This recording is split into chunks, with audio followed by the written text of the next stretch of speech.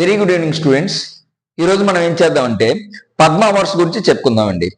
ఎందుకంటే ఈ రాబోయే మన గ్రూప్ డి కానీ, ఏఎల్పి కానీ, టెక్నీషియన్ కానీ, తర్వాత అన్ని ఎగ్జామ్స్ లో కూడా ఎన్టీపీసీ ఉన్నది, తర్వాత ఎస్ఎస్సి జీడీ కానిస్టేబుల్స్ ఉన్నాయి. ఈ పద్మ అవార్డ్స్ నుంచి 2 నుంచి 3 బిట్స్ అనేవి రావడం జరుగుతుంది.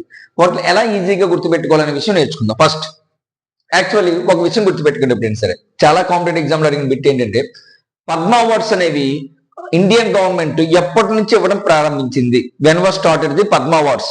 పద్మ అవార్డ్స్ ఈ స్టార్టెడ్ ఇన్ 1954. 1954 నుంచి పద్మ అవార్డ్స్ అనేది ఇవ్వడం జరుగుతుందండి.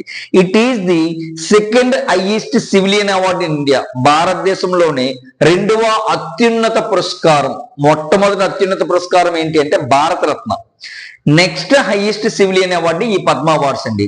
అయితే ఈ పద్మ అవార్డ్స్ స్టార్టింగ్ లో ఏం చేసేవారంటే పెహ్లే అవార్డ్, దూసరా అవార్డ్, తీసరా అవార్డ్ అని ఇచ్చేవారు అనమాట.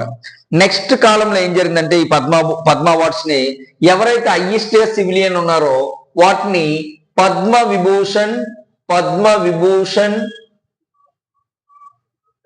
నెక్స్ట్ పద్మభూషణ్,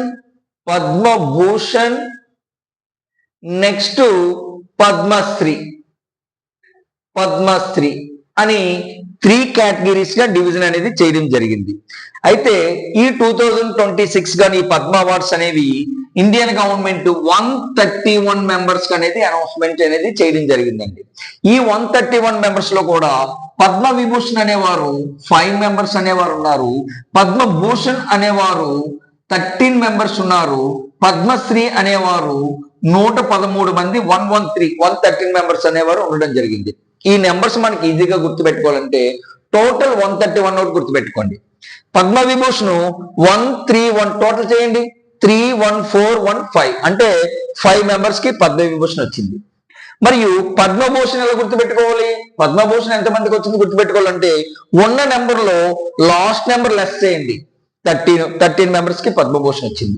ఉన్న నెంబర్ లో ఇందాక మనం లెస్ చేసిన 1 ని ముందు వేయండి, 113. పద్మశ్రీ అనే వారికి 113 వచ్చింది. ఓకేనండి, ఆ న్యూమరీస్ అని గుర్తుంటాయి. ఓకే, నెక్స్ట్ ఈ 131 మెంబర్స్ లో కూడా టోటల్ వచ్చిన 131 మెంబర్స్ లో కూడా ఉమెన్స్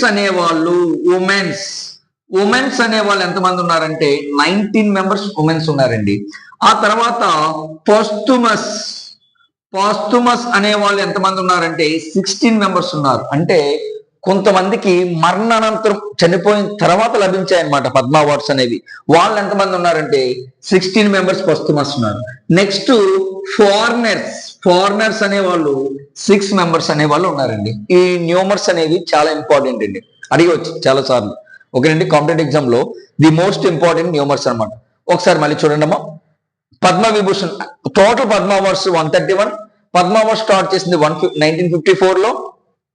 పద్మభూషణ్ అనేది 13 మెంబర్స్ కి ఇస్తారు. పద్మశ్రీ అనేది 113 మందికి ఇస్తారు. ఉమెన్స్ కి ఏమో 19 మెంబర్స్ కి వచ్చింది. పాస్తుమస్ మరణానంతరం వచ్చిన వారు 16 మంది, ఫారినర్స్ కి వచ్చింది 6 మెంబర్స్ అనమాట.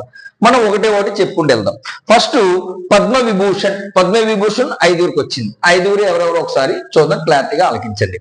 పద్మ విభూషణ్ అనేది షార్ట్ కట్స్ లో చెప్పుకుందాం. First P Narayanan, literature and education, Kerala చెందిన వ్యక్తికి పద్మ విభూషణ్ అనేది రావడం జరిగింది. ఈ సంవత్సరం కేరళకు చెందిన 3 వ్యక్తులకి పద్మ విభూషణ్ అనేది రావడం జరిగింది. చూడండి వాళ్ళు ఎవరెవరో. P Narayanan, literature and education, కేరళకి. ఈయన చాలా అద్భుతమైన సంకలనాలు అవి రాస్తూ ఉంటారు. ఈయనకి ఏంటంటే ఒక లిటరేచర్ అండ్ ఎడ్యుకేషన్ లోనే కాదు, ఈయన ప్రముఖ జర్నలిస్ట్ కూడా. చాలా మంచి బుక్స్ అనేవి రాయడం అనేది జరుగుతుంది అనమాట ఆయన. ఓకేనండి, దెన్ నెక్స్ట్ ఏంటంటే కేటీ కొరవప్పలం థామస్ అనే ఆయనకి పబ్లిక్ అఫైర్స్ లో ఈయన కేరళకు చెందిన వ్యక్తి అనమాట. ఈయన ఏంటంటే ది పబ్లిక్ అఫైర్స్, పబ్లిక్ తో ఎలా రిలేషన్ ఉండేది ఈయన అనుకుంటే ఈయన మంచి న్యాయవాది. సుప్రీంకోర్టులో కూడా న్యాయవాది కింద పనిచేస్తున్నారు, సుప్రీంకోర్టు జడ్జి కింద కూడా పనిచేశారు అనమాట. అండ్ ఈయన ఈ థామస్ అనే వాళ్ళని ఎలా మనం గుర్తుపెట్టుకోవాలంటే యాక్చువల్లీ రాజీవ్ గాంధీ కేసులో ఈ మరణ శిక్ష అనేది, ఉరి శిక్ష అనేది అమలవుతే, ఈ హ్యాంగింగ్ అనేది అమలైనప్పుడు ఏం జరిగిందంటే ఈయన కేసు వాదించి ఆల్రెడీ ఈ శిక్ష ఖరారు అయినప్పటికి వాళ్ళకి 23 దాటిసింది, 23 ఇయర్స్ అయిపోయింది. మీరు 23 ఇయర్స్ తర్వాత అప్ చెప్పారు శిక్షని, వీళ్ళకి ఎలాగ మరణ శిక్షణ విధిస్తారని ఒక మంచి జడ్జిమెంట్స్ అనేది అప్పుడు ఇవ్వడం జరిగింది ఈ కేటీ థామస్. వీనికి ఈ కేరళ రాష్ట్రానికి చెందిన ఆయనకి కూడా ఈ అవార్డు అనేది రావడం జరిగిందండి. నెక్స్ట్ ఎన్ రాజం అనే ఆవిడ ఉత్తరప్రదేశ్ కి చెందిన ఆవిడ. ఈవిడికి ఆర్ట్ లో అనేది ఇవ్వడం జరిగింది.